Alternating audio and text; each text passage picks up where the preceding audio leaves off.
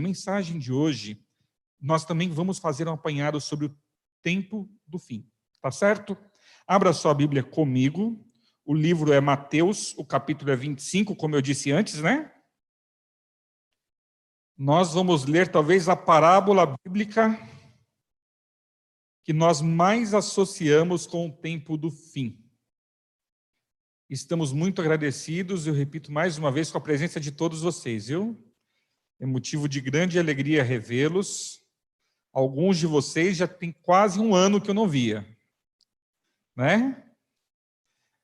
Ninguém esperava, né, queridos? Ninguém esperava que nós enfrentaríamos uma pandemia dessas. Ninguém nunca imaginou. Nós estávamos tranquilos lá no Carnaval, não é verdade? Ninguém imaginava que depois do Carnaval aconteceria essa bagunça toda no nosso país. E detalhe, vocês todos sabem, o número de casos tem aumentado e já se fala em um novo fechamento de tudo. Não sei se vocês sabiam disso, mas tudo encaminha para essa direção. E se eu e você pararmos e pensarmos para pensar de forma assim muito racional, se parar tudo mais 6 meses, como fica a economia? Se o governo não liberar esse auxílio que liberou da última vez novamente, como fica a economia? Muitas famílias não terão o que comer. Então nós estejamos orando e intercedendo por toda essa situação. Vamos pedir a Deus para que a vontade dele se cumpra, porque a vontade de nosso Deus ela é perfeita, tá certo? Não tem erro. Quem achou Mateus 25, diga amém. Feche teus olhos mais uma vez. Senhor, a tua palavra está aberta e nós abrimos também a nossa mente e o nosso coração. Por favor, fala conosco. Te pedimos em nome de Jesus. Amém.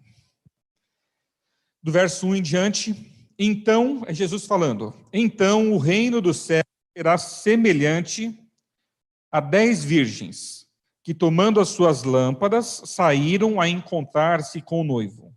5 dentre elas eram nécias, ou seja, inexperientes, e 5 delas eram prudentes.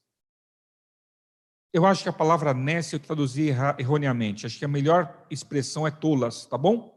5 eram nécias, ou seja, tolas, e 5 eram prudentes, ou seja, espertas.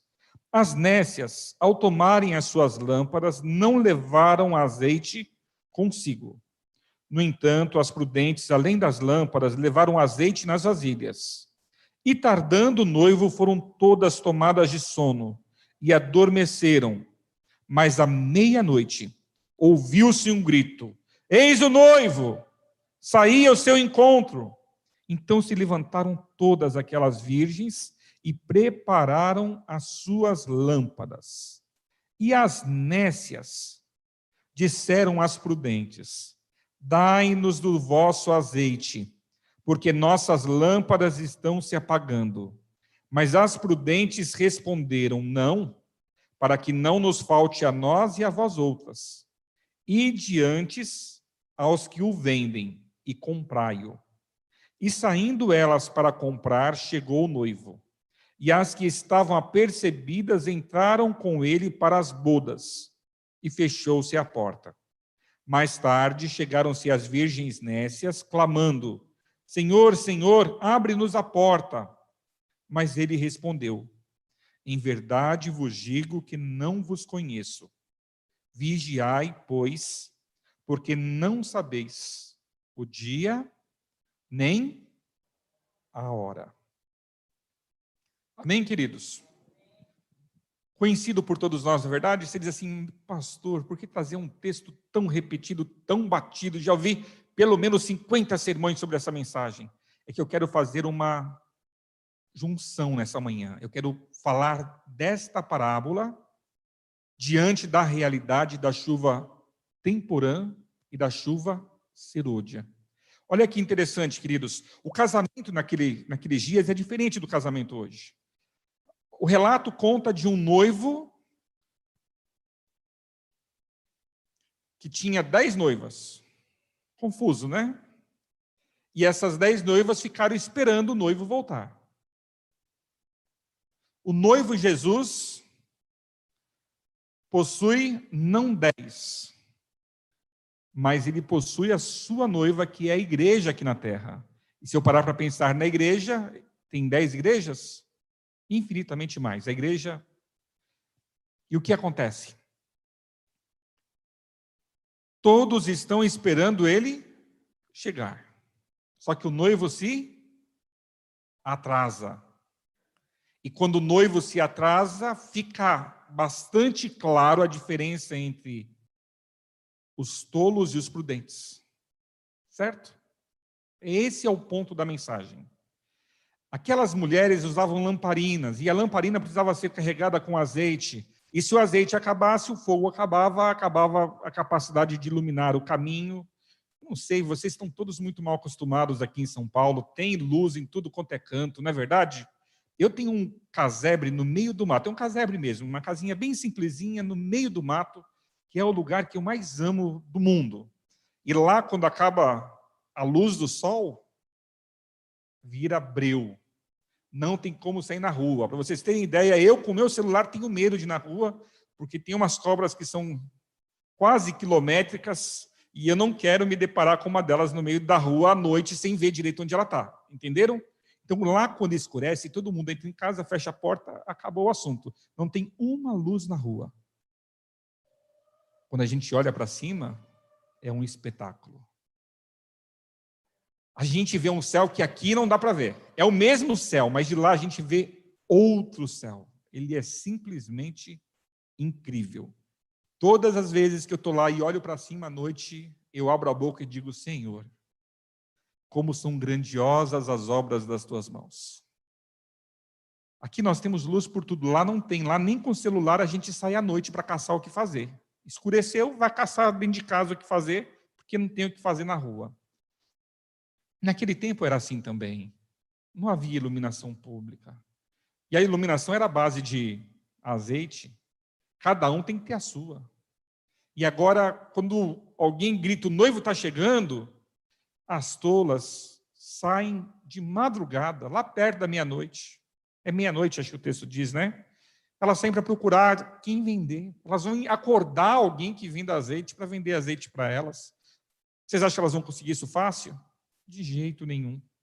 E elas vão, procuram, até acham, e quando elas voltam, elas estão batendo a porta de onde está acontecendo a festa de núpcias, mas o noivo tem uma notícia muito triste para dar para elas.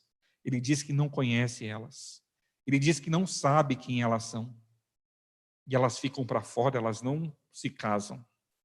Você percebe? É uma parábola, é uma história bíblica contada por Jesus, que tem muito a ensinar a mim e a você. Principalmente quando nós compreendemos qual o significado do azeite. O que é o azeite?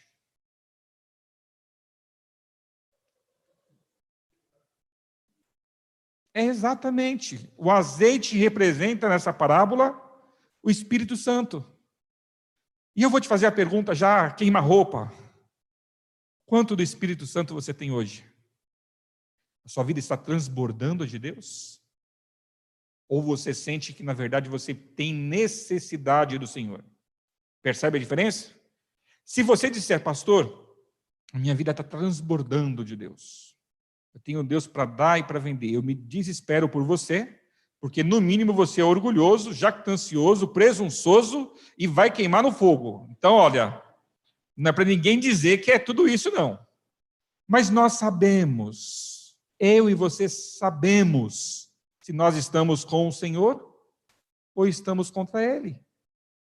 Aí você diz assim, pastor, que pergunta, está todo mundo aqui na igreja, todo mundo veio te buscar a presença do Senhor nessa manhã, e o Senhor está perguntando, você está perguntando quem é que está com Deus e quem não está. Tem que falar com a igreja. Muita gente perdida nos bancos da igreja. Muita gente sem Deus dentro das igrejas. Muita gente servindo o inimigo do Senhor sentado nos bancos da igreja. A igreja é como o mundo. Tem gente boa e gente ruim. Não é verdade? Eu espero que você não conheça um crente ruim. Porque quando a gente acha um, ele é pior que os de fora. Tá bom? Então fique esperto, tá bom? Olho bem aberto. A Bíblia fala que quando Jesus semeou o trigo, à noite veio o inimigo. E semeou o quê? O joio. Só que tem uma boa notícia para dar para todos nós.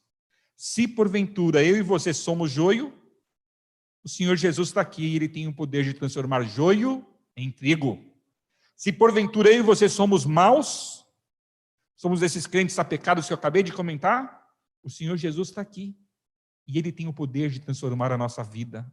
Ele tem o poder de arrancar a maldade do nosso coração, arrancar o egoísmo do nosso coração, arrancar o orgulho do nosso coração e nos fazer novas criaturas. Você crê nisso? Diga amém. Amém. Se Deus está fazendo isso na minha vida, Ele pode perfeitamente fazer na sua. Lembra que eu disse antes na lição da escola sabatina? Eu não cheguei lá, eu estou no processo? Você também não chegou lá, você está no processo. De vez em quando você se surpreende com as suas atitudes, não é? Olha, a irmã Salete é a menos pecadora da igreja toda. Vocês sabiam disso, né? Vocês já sabiam disso ou não? A irmã ali, aquela irmã de cinza. Irmã Salete, fica de pé fazendo um favor. Olha para trás também, para as pessoas te conhecerem. Vamos dar um aceno para ela, irmãos? Pode sentar, irmã Salete. Não fica muito de pé, não, senão depois... O que a irmã Salete é a pessoa menos pecadora da igreja? Ela batizou-se há pouquinho tempo. Né? Ela passou pelas águas há pouco tempo. De lá para cá já pecou horrores, né, irmã? Eu sei que já. Infelizmente, irmã, a gente peca em pensamento, a gente peca em palavras, a gente peca em ações. Não é assim, queridos? Sabe qual que é? Ações e omissões. Às vezes a gente peca por não falar, por não pensar, por não fazer. É terrível a vida. É difícil. Mas olha que interessante. Nós somos pecadores. A pessoa que está passando lá do outro lado da rua também é o quê? Pecadora. Qual a diferença para aquele pecador lá para esse pecador daqui? Tem alguma?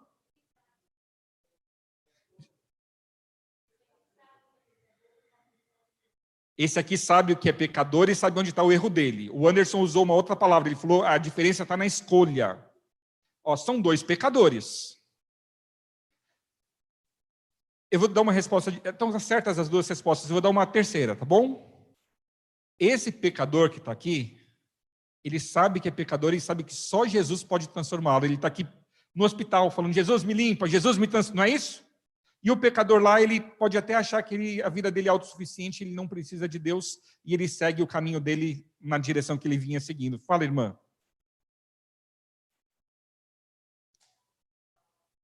Quando nós pecamos, o Espírito Santo fala, olha, filho, você não fez o melhor. E aí a gente é tocado pelo Espírito Santo, a gente pede perdão. E o Espírito Santo, irmão, é uma coisa incrível isso. Todo mundo tem.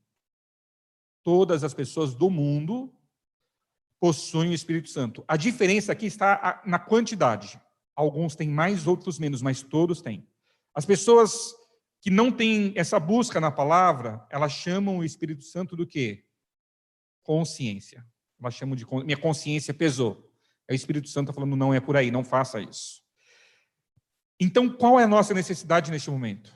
Buscarmos o poder do Espírito Santo nas nossas vidas, para que a nossa vida possa, de fato, ser transformada. Vamos ver 2 versos do Velho Testamento, para deixar o assunto mais claro para a gente. O primeiro está em Oséias. O livro de Oséias está na sua Bíblia. É bem dificilzinho de achar, mas está aí. Oséias, capítulo 6. Quem achou, diga amém. Ninguém achou ainda, mas está na Bíblia. Pode procurar um pouquinho mais. Oséias está na parte bíblica que nós conhecemos como profetas menores. Você acha Mateus, volta um pouquinho, não é isso mesmo, pastor Vinícius? Acha Mateus, volta um pouquinho, você acha daqui a pouco mais Oséias.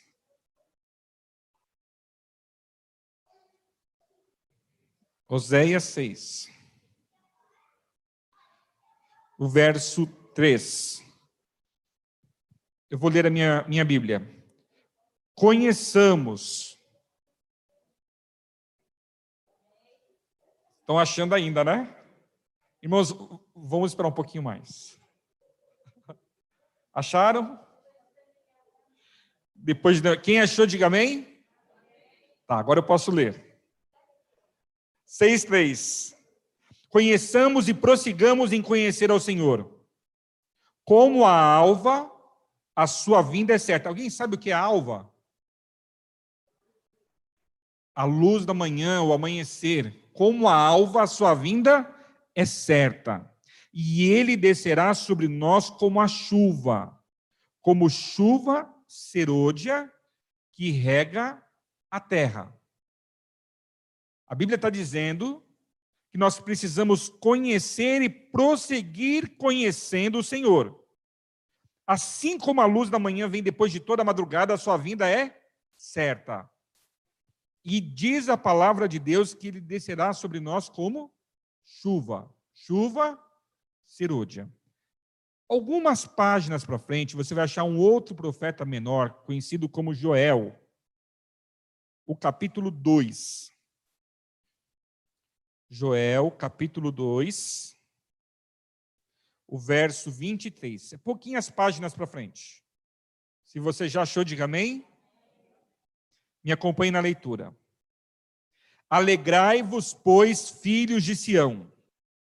Regozijai-vos no Senhor vosso Deus, porque ele vos dará em justa medida o quê? A chuva.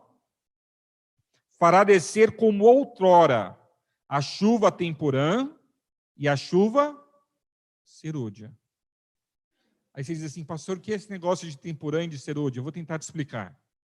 Eu não sou da roça. Eu trabalhei muitos anos com plantas, mas eu não sou da roça, não tenho experiência. Talvez alguns de vocês teriam mais autoridade de falar neste momento do que eu, porque você entende mais do assunto. Dependendo da região do planeta onde você esteja, há um ciclo de chuvas. E esse ciclo de chuvas é que determina o que você planta, quando você planta, como você planta, para que você saiba quando você vai colher.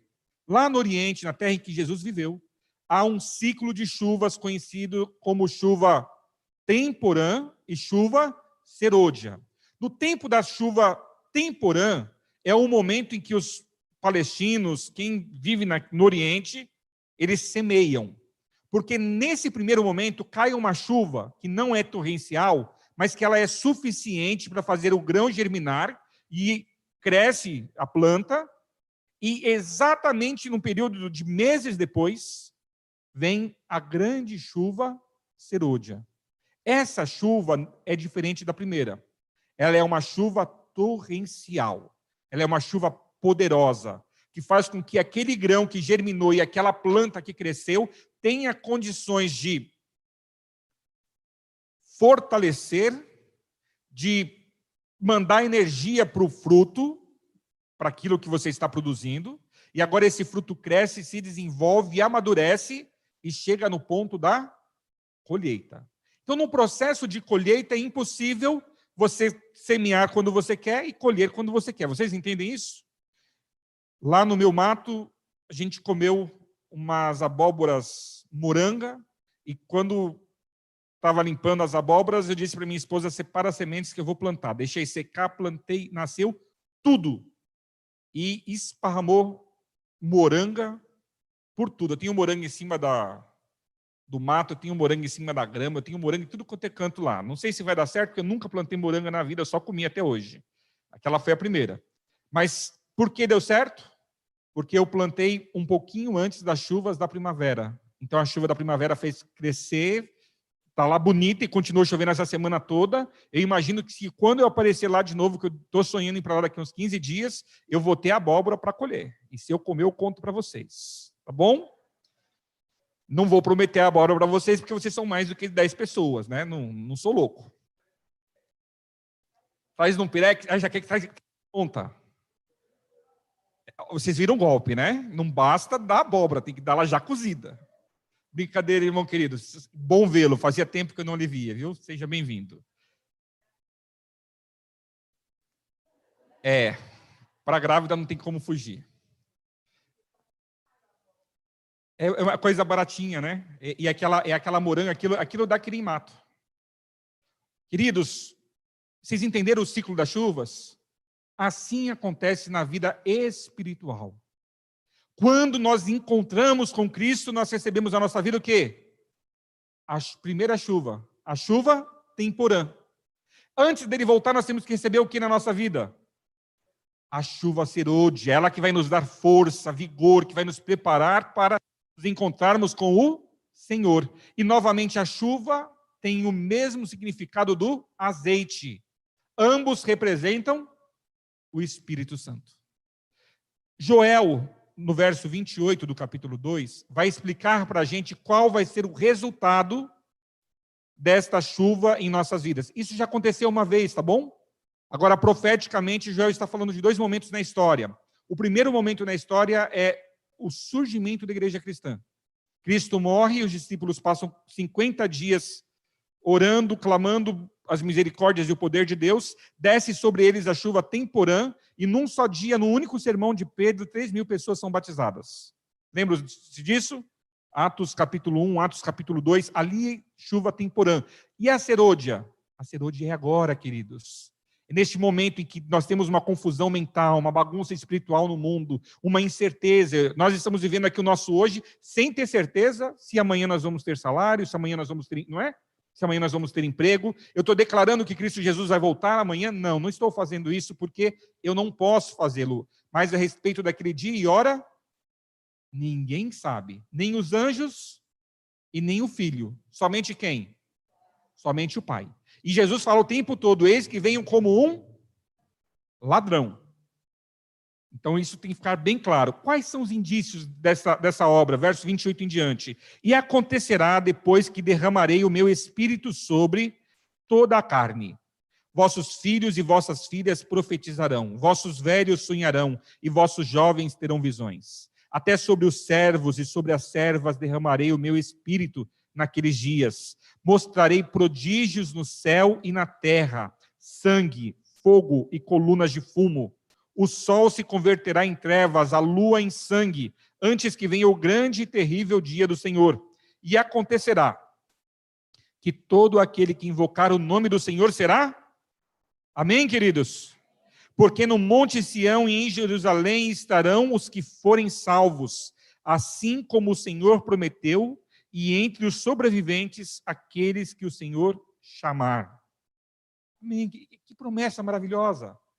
Isto vai acontecer quando for derramada a chuva serôdia sobre nossas vidas. Os vossos jovens terão sonhos, visões, os idosos, as crianças, os adultos, todos nós seremos cheios do poder do Espírito Santo, faremos sinais, maravilhas, prodígios, curas, libertações. Aí você fala, pastor, essa igreja é pentecostal. É uma igreja pentecostal, queridos. Só que é uma igreja pentecostal cheia do Espírito de Deus verdadeiro. Há uma diferença entre você ser cheio do Espírito de Deus verdadeiro e você ser cheio de alguma outra coisa que se passe pelo Espírito Santo.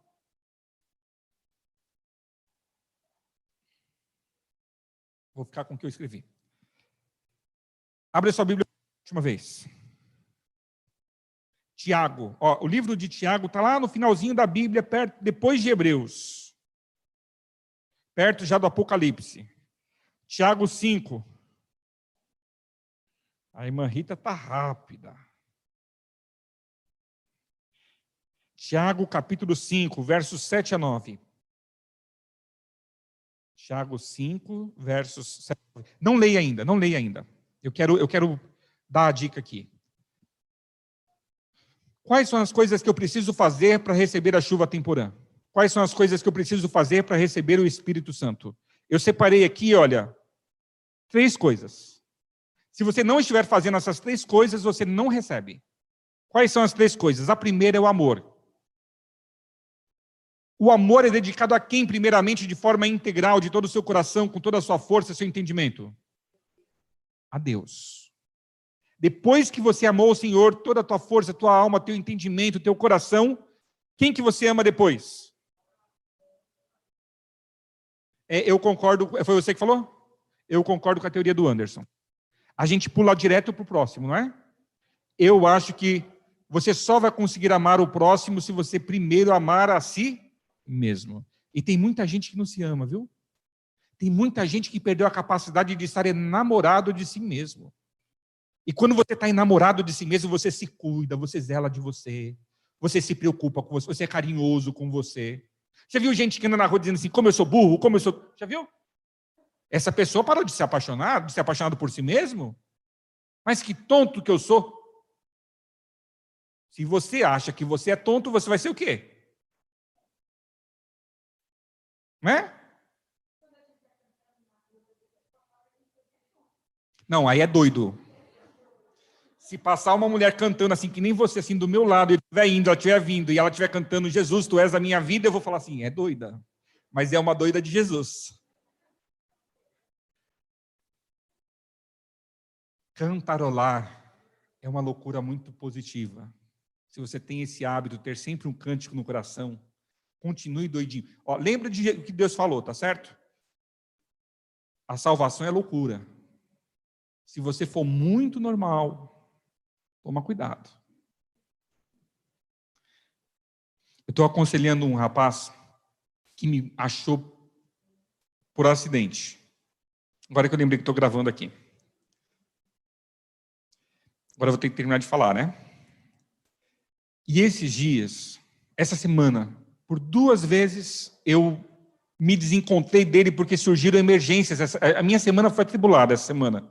E por 2 vezes eu tinha horário marcado com ele para conversar com ele e falar sobre as situações da vida dele, uma situação de divórcio, casamento, filhos. E as pessoas procuram psicólogos para se aconselhar com eles, e as pessoas procuram pastores para receber aconselhamento pastoral. E meu telefone, eu tenho assim agenda na semana, pessoas com quem eu converso semanalmente.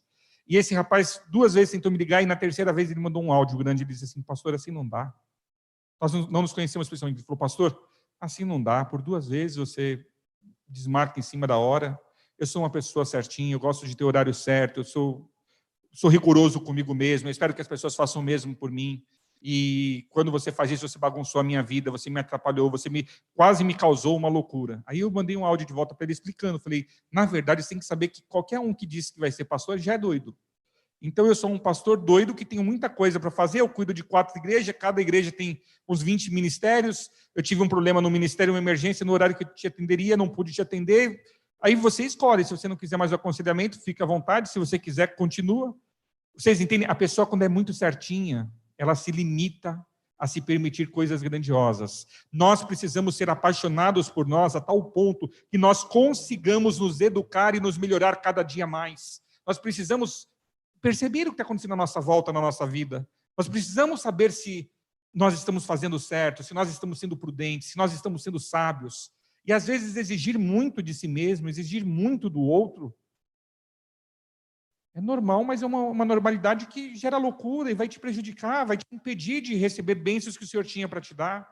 Então leve a vida de forma mais leve, de forma mais branda, e seja apaixonado por si mesmo. Para receber o Espírito Santo, você tem que amar o Senhor, teu Deus, de toda a tua alma, a tua força, teu entendimento, amar-se a si mesmo e o próximo como assim?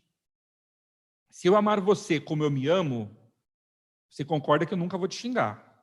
Você concorda que eu nunca vou brigar com você. Você concorda que eu nunca vou te passar a perna. Não é isso mesmo? É o que Deus espera da gente. E aí você pergunta, mas quem é o meu próximo? Você sabe a resposta. Todos são o nosso próximo. Até aquela parente da sua família que quando ela chega na sua casa, você diz assim, Senhor Jesus, que ela vá tão rápido quanto ela chegou. Mas é teu próximo. Vai me dizer que você nunca orou? Já sim, eu sei que já. E para quem que a gente conta não é para Jesus? Senhor Jesus, ela veio de novo. Eu nem sabia que ela ia chegar. Senhor, assim como ela veio, que ela volte. Não é assim? É assim que a gente faz. Mas é o nosso próximo, nós temos que aprender a amar, sermos tolerantes, sermos pacientes, sermos carinhosos. Assim como nós queríamos que as pessoas fossem tolerantes, carinhosas, gentis conosco, nós temos que ser gentis com todo mundo. Jesus falou, da forma como você deseja ser tratado, trate o teu semelhante, porque volta. Amanhece amanhã e xinga todo mundo que você vê na rua. Pode usar o xingamento que você quiser. Me conta no final do dia quantas vezes você foi xingado. O que você acha? Muita gente vai te xingar, não é isso mesmo? Porque assim como você faz, volta. Agora, levanta amanhã da sua cama e trata todo mundo com carinho, com cordialidade, com atenção. Como que você vai ser tratado? Dessa forma. Até aquele que veio de uma brutalidade, quando você para tudo e é gentil, é carinhoso, é atencioso, como que ele te responde? Dessa forma. Amor. Sem amor, queridos, não tem Espírito Santo. Segunda condição. Eu vou ler até um texto aqui do Atos dos Apóstolos, página 50. Se o cumprimento da promessa não é visto como poderia ser, é porque a promessa não é apreciada como devia ser. Se todos estivessem dispostos, todos seriam cheios do Espírito. A segunda condição, queridos, é pedir. Ninguém recebe o Espírito Santo sem pedir. Você tem que pedir isso nas suas orações, você tem que clamar por isso. Mais uma citação. O Espírito Santo virá a todos os que estão pedindo o pão da vida para dá-lo aos seus vizinhos. Testemunhos para a Igreja, volume 6. E vou ler mais uma citação ainda. Ponham de parte, cristãos. Ponham de parte os cristãos toda a dissensão. Entreguem-se a Deus para a salvação dos perdidos. Com fé, peçam a bênção prometida e ela virá. Então, o que nós precisamos? Colocar de lado as nossas diferenças. Colocarmos de lado as nossas chateações. Pedirmos o Espírito Santo e o que vai acontecer? Ele virá. Tem alguma condição para recebermos o Espírito Santo? Mais uma citação. A chuva serôdia é retardada. O grande momento do Espírito de Deus, que ilumina toda a terra com sua glória, não virá enquanto não tivermos um povo iluminado, que conheça por experiência própria o que significa ser colaborador de Deus. Quando tivermos uma consagração plena de todo o coração ao serviço de Cristo, Deus reconhecerá este fato derramando o seu Espírito sem medida. Olha como é duro que eu vou ler agora. Mas isso não acontecerá enquanto a maior parte da igreja não se transformar em co-obreiros de Cristo. Deus não pode derramar seu Espírito Santo quando o egoísmo e a condescendência própria são tão manifestos. Quando prevalece um espírito que, traduzido em palavras, exprima a resposta de Caim. Lembra que Caim respondeu? Sou eu guardador do meu irmão?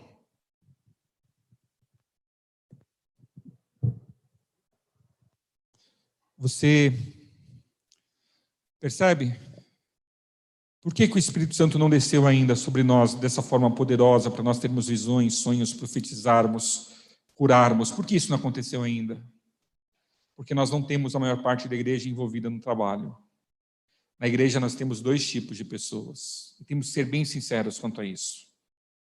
Na igreja nós temos os membros e os discípulos. Os membros, eles vêm aqui. Hoje tem muita gente aqui, não tem? Cadê o Eliabe? Eliabe está lá embaixo. Eu estou achando que tem muita gente aqui hoje. Está cheio. Deus seja louvado por isso, mas seja mais cuidadoso, tá bom? Quando tem bastante gente, tem que ser mais cuidadoso. Olha que interessante. Membros e discípulos. Os membros vêm na igreja sábado após sábado, eles têm o nome enrolado na lista de membros, eles participam das atividades, mas eles não têm intimidade suficiente com o Senhor para serem seguidores do Senhor.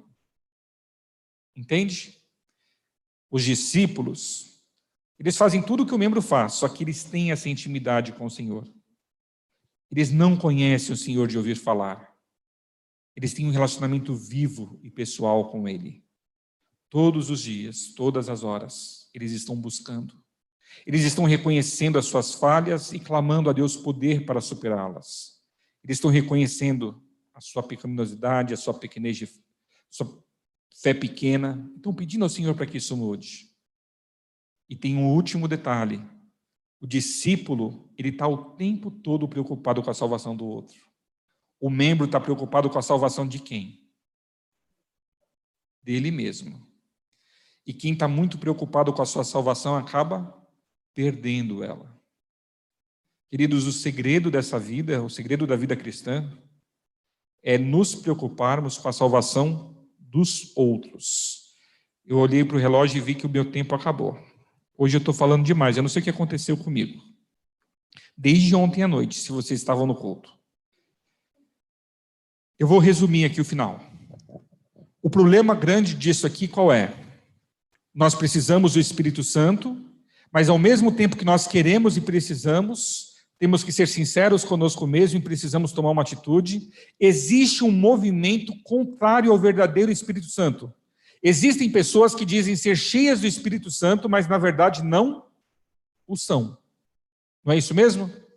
Apocalipse 13, nem abre a Bíblia, abre depois em casa com calma.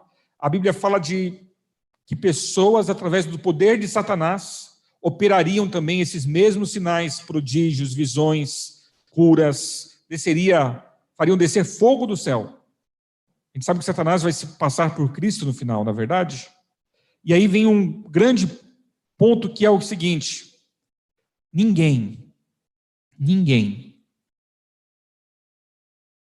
que esteja sinceramente cheio do Espírito Santo vai viver uma vida de desobediência a Deus.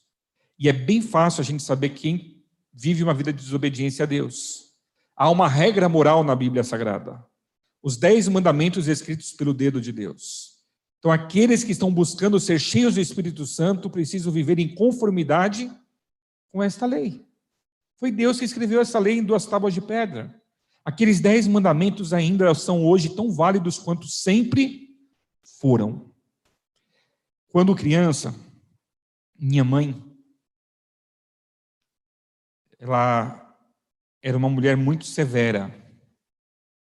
E ela pedia favores para os filhos, e os filhos precisavam fazer os favores que ela pedia.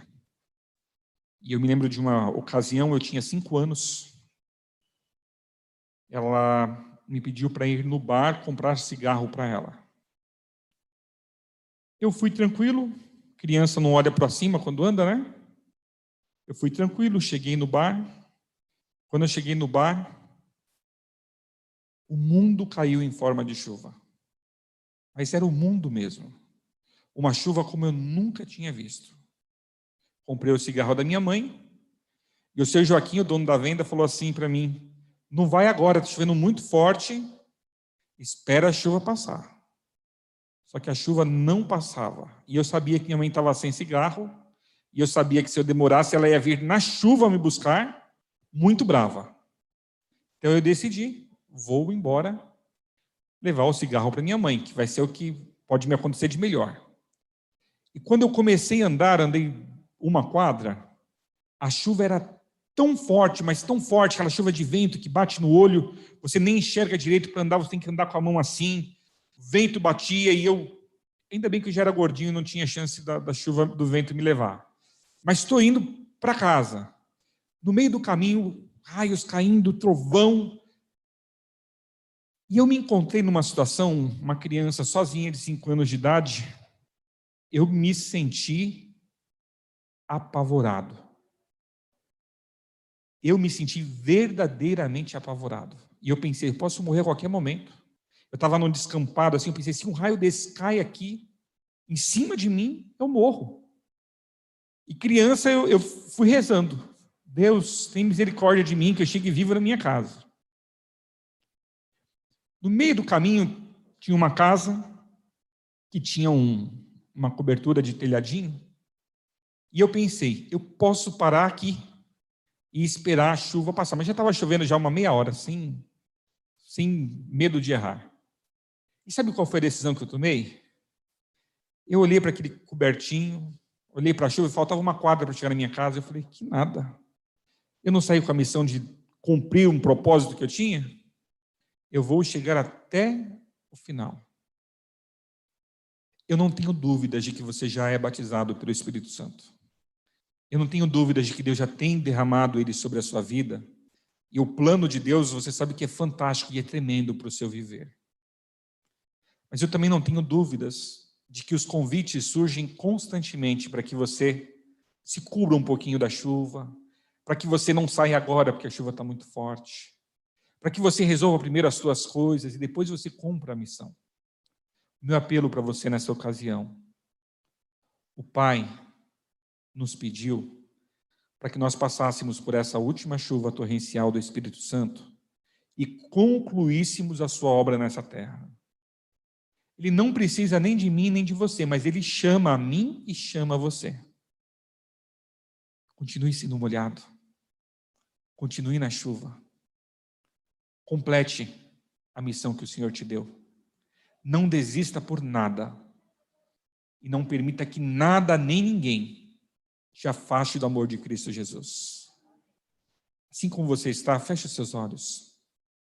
Santo e poderoso Deus, somos cientes de que a chuva temporã já está caindo e alguns dentre nós já estão molhados. Nós te louvamos por isso. Todos nós que aqui estamos queremos ser cheios do Teu Espírito. Todos nós que aqui estamos queremos ser cheios do Seu poder. Todos nós que aqui estamos somos conscientes de que somos falhos e precisamos do Teu poder em nossas vidas. Precisamos que o Senhor limpe o nosso coração do pecado, do orgulho, da inveja, do egoísmo, do desejo de vingança. Nós queremos, Senhor, que o Senhor nos limpe, nos purifique, nos renove, e nos dê uma nova oportunidade na Tua presença para que continuemos caminhando ao Teu lado, até que, por fim, o Senhor volte. Quando Ele vier, Senhor, quando Teu Filho amado Jesus voltar nas nuvens dos céus com poder e grande glória, nós queremos estar preparados. Nós queremos estar prontos, queremos subir com Ele, viver com Ele, reinar com Ele para todo sempre. Por isso, Senhor, continua derramando sobre nós o Teu Espírito. Nós temos um céu para ganhar e é para lá que nós estamos indo. Não deixe o nosso medo, não deixe o nosso receio, não deixe a nossa insegurança, não deixe os convites que o mundo nos faz nos afastarem dos Teus propósitos. Mas renova em nosso coração o desejo de fazermos somente a Tua vontade. Essa é a súplica do nosso coração em nome de Jesus. Amém, Senhor. Amém.